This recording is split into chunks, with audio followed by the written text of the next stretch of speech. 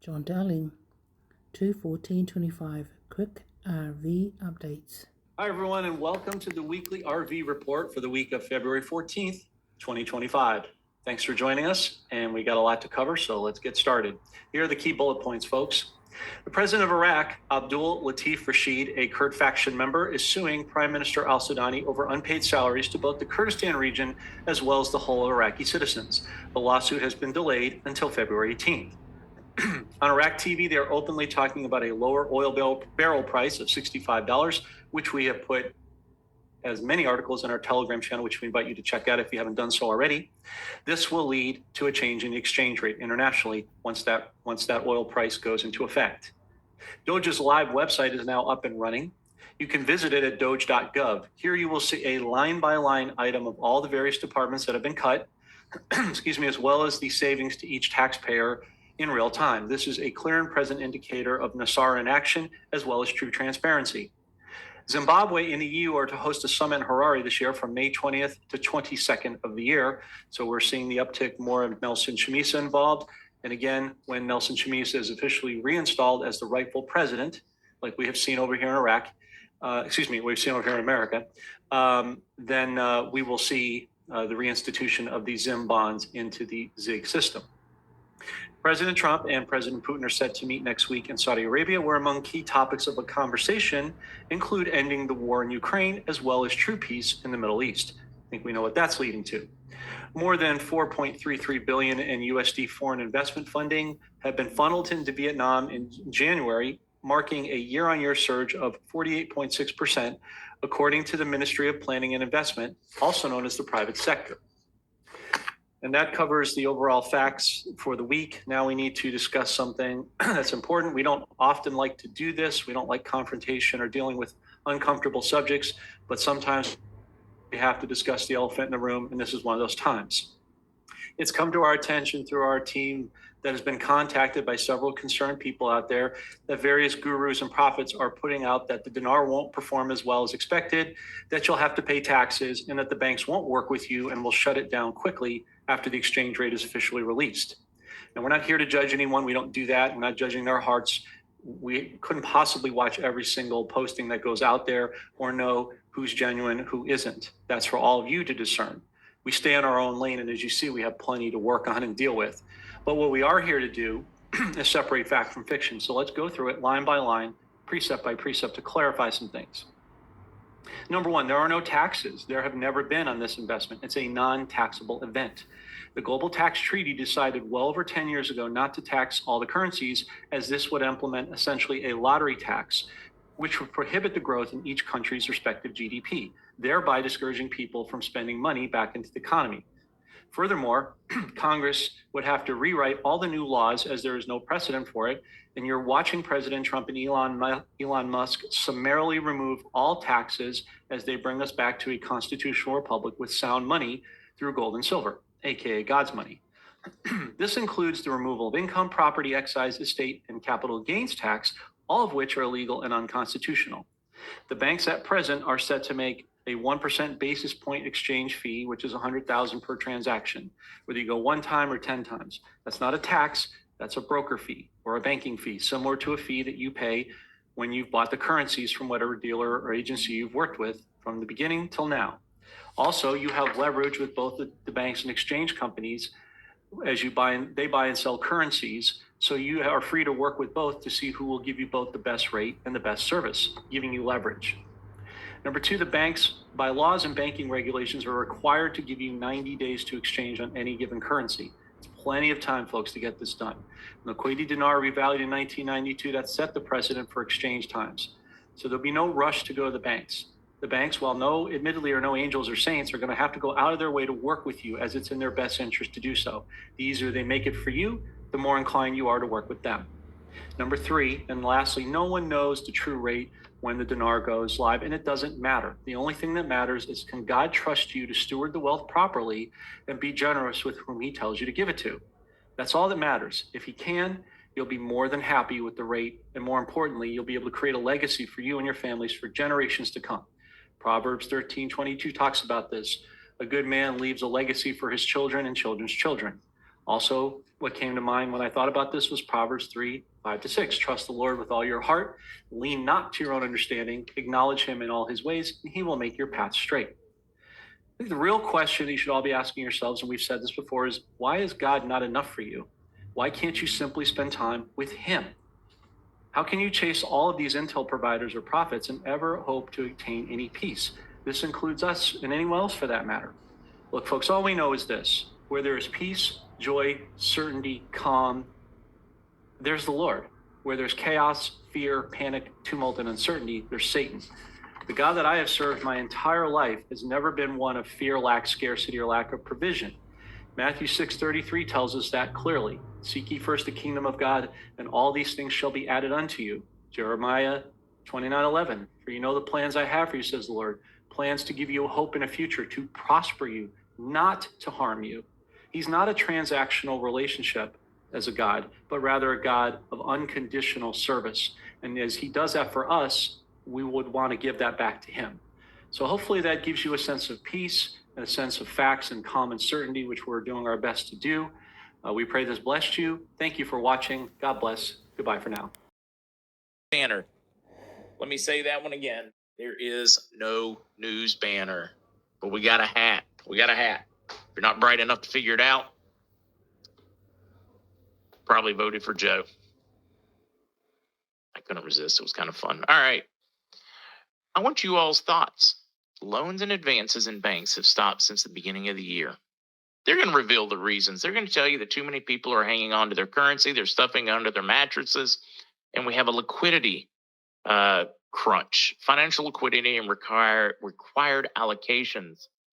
And they're pausing it because there's not enough cash. There's plenty that's been printed, but not enough in circulation because people are hoarding it, supposedly. This is the excuse the banks are using, not to loan out dollars, to only handle necessary payday / whatever, but to not give loans. Do you think possibly since the beginning of the year, because we know Iraq has really ratcheted up and we continue to get bits and pieces about their reforms being so successful and the possibility of a change of value.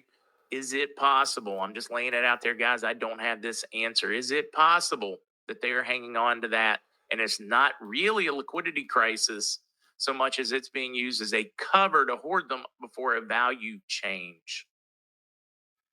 Is it possible? And to me, it screams, heck yes, it's possible. And then you read more of these. Iraq's golden treasure, does it protect the country from fluctuations of the economy? The answer is yes. While gold may fluctuate some, it is timeless in value, and they have greatly increased their gold reserves so that they have stability in their economy. Any more countries preparing for a gold reserve? A gold standard. Official Iraqi position on the disarmament of factions, the visit of Sharia to Baghdad, and the relationship with Trump. I just love it. This guy just tells you the way it is. He's like, nah, things are great. We're talking to the U.S. all the time. We're really improving. We are working on our independence, complete independence, and removing the tentacles of Iran. Security is really improving. We're going to work with Syria on cross-border. No, things are great. Stop panicking.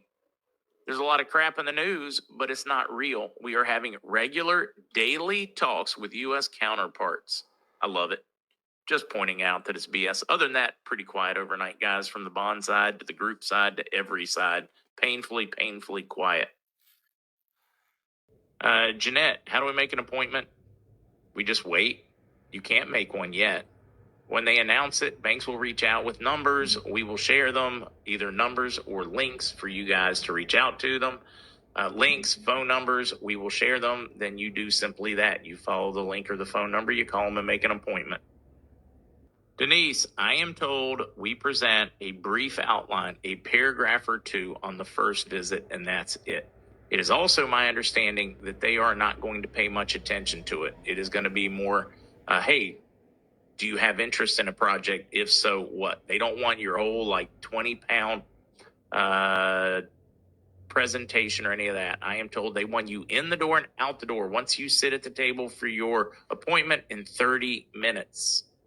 So no, you're not going to have time to give them a long spell out 6-hour presentation when they only have 30 minutes for you. So last update on budget table news was they were expected to be submitted on Sunday in Iraq. That was my last update, Joe. We are one in the light. Nothing will stop us. Stay strong. Trust the plan. Dear community of Antonio Diogenes, in these times of transformation where every step we take is infused with divine purpose, it is essential to remember who we are, luminous beings, creators of realities, and guardians of a truth that transcends the ephemeral. Now more than ever, we are called to embrace calmness, to trust in the sacred process we are living, and to strengthen our unity as a spiritual family. Each of us carries within a spark of the Creator, a reflection of the greatness that weaves the universe. Our divinity manifests in our daily actions, our words, and our intentions. However, not everyone is ready to recognize this light, either in themselves or in others. Some, influenced by fear, disconnection, or the shadows that the system has sown in their hearts, choose to dwell in criticism, doubt, or negativity. In response, our mission is not to judge them, but to honor our path, protecting the sacred energy that unites us. Words serve as bridges between the visible and the invisible. They have the power to build or destroy. In metaphysical tradition, we are taught that language does not merely describe reality, it shapes it. Every syllable we utter is a vibration resonating in the ether, attracting similar frequencies. This is why it is vital to choose wisely what we express. Words of gratitude, affirmations of faith, and speech that reflects our connection to the divine. When we speak from love, we activate an energetic field that protects us and elevates those around us. In the face of those who insist on projecting darkness, our response must be one of full awareness. It is not about closing doors with resentment, but about establishing loving boundaries. As gardeners of our soul, we must carefully tend our inner terrain, ensuring that the invasive weeds of negativity do not choke the seeds of hope. Distancing ourselves from dense vibrations is not an act of selfishness, but a form of respect for the collective process. Only in this way can we preserve the necessary harmony to flourish. Let us reflect. What reality do we wish to nourish? Every thought, every conversation, and even every silence is a brick in the temple of our existence. If we focus on what unites us, the faith in a higher purpose, the certainty that the Creator guides each step, we will transform challenges into opportunities. Even in adversity, there is a hidden lesson, an invitation to grow. Brothers and sisters, let us remain united. Let us cultivate the daily practice of meditation, gratitude, and conscious speech. Let us remember that by vibrating in love, we not only heal ourselves, but radiate illumination to those who cannot yet see the light. They deserve compassion, but we must not allow their temporary blindness to cloud our vision. Let us trust that the universe conspires in favor of those who walk with open hearts to the miracle. We are much stronger than any wave of negativity. Together, we are a beacon in the storm, a reminder that darkness will never prevail over those who choose to embody the light. Let us move forward with serenity and conviction. The community of Antonio Diogenes is not just a group, it is a legacy of faith, a hymn to the creative power that dwells within all of us. In love and light, Antonio Diogenes. Forwarded from Truth Warriors, Chris. Executive order to release our energy, oil from Gulf of America to Alaska, and valuable minerals. Also, with our super AI, we have a great need of electricity. We pray they release the 0 point energy and Tesla-free energy. No more power lines needed. The power will be in our ear. Free. Free, free, free.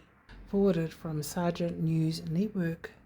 President Trump signs an executive order establishing the National Energy Dominance Council, chaired by Secretary Burgum, to unleash American energy dominance. And here is an executive order establishing the National Energy Dominance Council.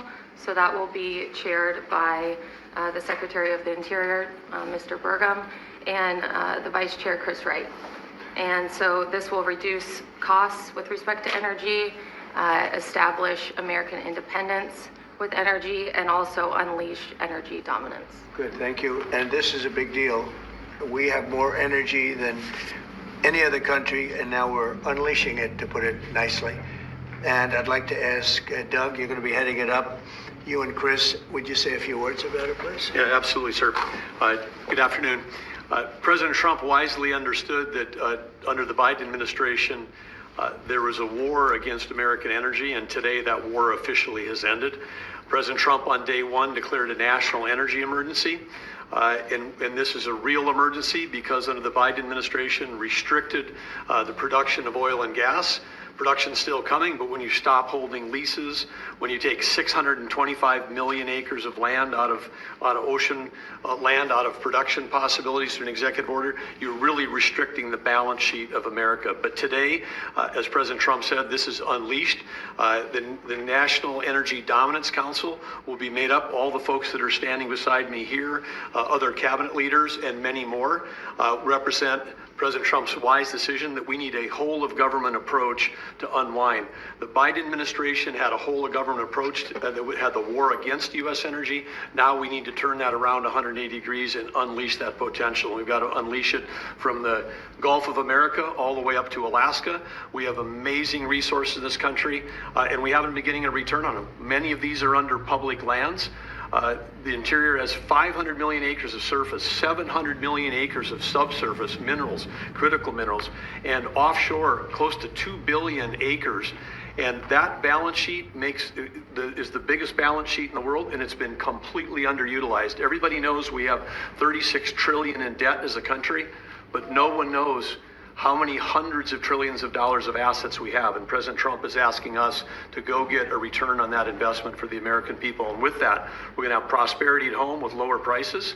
And we're also going to have peace abroad, because the wars that we've been engaged in, or our allies have been fighting over the past few years, have been funded by the oil sales of our adversaries. And so we have an opportunity, and we also are in an AI arms race with China. The only way we win that is with more electricity. And we also have an energy emergency in terms of electricity. Too much intermittent, unreliable, not enough base load. We've been shutting down the base load that we have. President Trump is going to reverse that, and it's going to allow us to win the AI arms race, which is the most important thing that we have to do relative to our future. So with that, I want to say again, thank you to President Trump, and I want to thank my fellow members of the Energy Council here. Forwarded from Cosmic Light Force. That looks like the yellow dragon bonds. Wow, look at that. 100 quintillion. Whoa.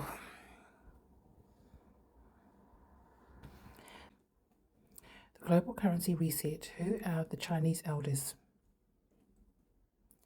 The Chinese elders were made up of different multi-generational Chinese families living in the Philippines who, for centuries, owned and were responsible for around 90% of the world's gold, lending it to countries for the establishment of their financial systems.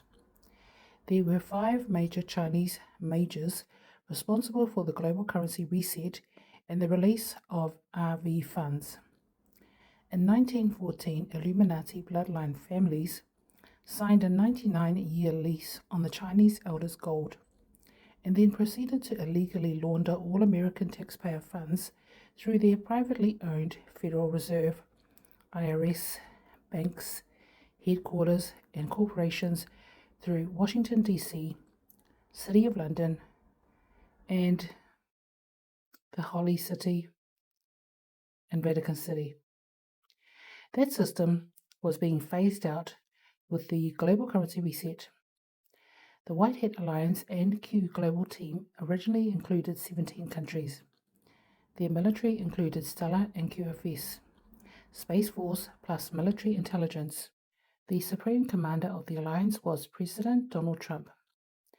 The agency headed by our President of the United States, Richard Grenell, with the US under martial law, was directing military operations in Washington, D.C., and various militaries around the world, including the international force authorized to make arrests in any country, Interpol.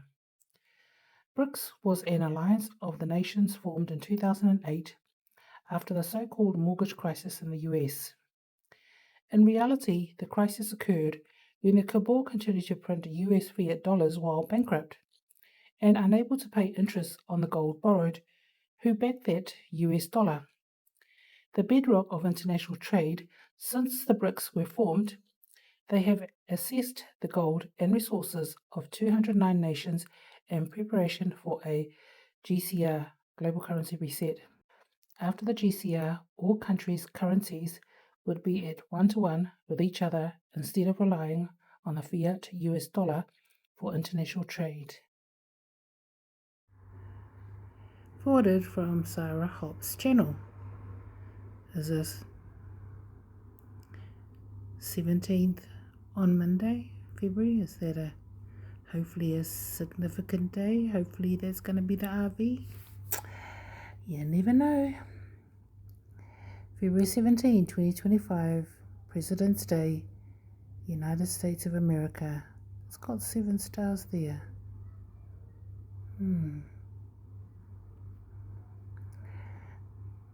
3872, February 17, 2020, Q post. To be blunt, game over, Q. 17, Michael Jordan, a basketball superstar, was born on this day in 1963.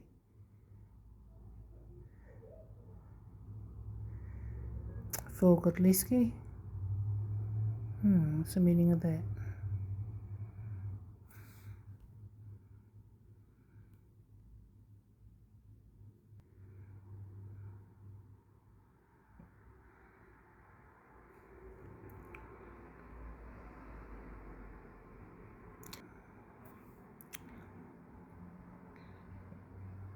As we all know, Monday will be a very interesting day. Monday is President's Day. Monday is the 17th, which is Q Day. Q drop on Monday says to be blunt, game over, Q. Michael Jordan was also born on February 17th, 1963. Phil has been wearing a lot of Air Jordan and Chicago Bulls gear lately. Chicago Bulls basketball saying is see red. Red reminds me of the stock market. 16 Trump cabinet members have been confirmed, so Kash Patel would be number 17 on Monday. Game over for the cabal. They know it. Panic in DC. Grab your popcorn because Monday is going to be a very interesting day. This was forwarded from Adam Stevens. Brothers Technology Inc. on X. 10:59 a.m. 14 February 25. Brothers Technology Inc. Alert. Take a moment and seriously digest these words. And he's tagged in all these people. Mostly Ariel and Majid, Kevin, Ravenly. In my interpretation of fairness, equal amount of tariffs, equal fairness also in value of goods, etc., and currency of each other countries in order to make trade and tariffs more fairer, just in my opinion. Donald J. Trump posts from he commented on trade. I have decided for purposes of fairness that I will charge a reciprocal tariff, meaning whatever countries charge the United States of America, we will charge them, no more, no less. It's only fair, isn't it? This was posted on the Chosen Ones Telegram. Brothers Technology Inc. on X. Posted 02/14/25. For many years, the US has been treated unfairly by other countries, both friend and foe. This system will immediately bring fairness and prosperity back into the previously complex and unfair system of trade. America has helped many countries throughout the years, at great financial cost. It is now time that these countries remember this and treat us fairly, a level playing field for American workers. I have instructed my Secretary of State, Secretary of Commerce, Secretary of the Treasury, and United States Trade Representative, USTR, to do all work necessary to deliver reciprocity to our system of trade. Donald Trump, Truth Social Post, 2:34 p.m. Eastern, 2/13/25. Actually, looking at that word, Rick, reciprocity. I had trouble trying to pronounce that word. I had a look at Google, and the pronouncing is reciprocity. English language is so stupid. So it sounded like the RE was silent, so it's just reciprocity. Okay. Forwarded from A2 Dreams RV and XRP channel. This was shared on the Chosen One's Telegram. Dinar Exchange Australia. Alert. Parliament update. The budget law won't be voted on this Sunday or Monday. With Kurdistan set to start oil exports soon, concerns rise over potential losses if oil prices drop. Speculation suggests lawmakers might adjust the budget to reflect new rates before voting. Stay tuned. Hashtag Iraq, hashtag economy, hashtag oil exports. No financial advice here.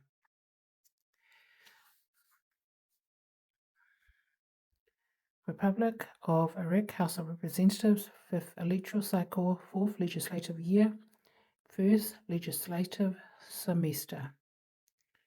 Monday, 17th February 2025. Republic of Iraq House of Representatives, Department of Affairs. Reading verses from the Holy Quran. Yes. The draft law of the Iraqi Programmers Syndicate, Labour Committee of the Civil Society Organisations, Legal Committee, 26 articles. Second, first reading of the draft law ratifying the Republic of Iraq's ratification of the United Nations Convention on International Settlement Agreements resulting from mediation, Foreign Relations Committee, 2 articles. Third, first reading of the proposed law of the Union of Private Hospitals in Iraq, Health and Environment Committee, 8 articles. Fourth, report and discussion of the second reading of the draft law to cancel the law ratifying the Economic Unity Agreement between the Arab League countries number 169 of 1963, Foreign Relations Committee, Economy, Industry and Trade Committee, 2 articles.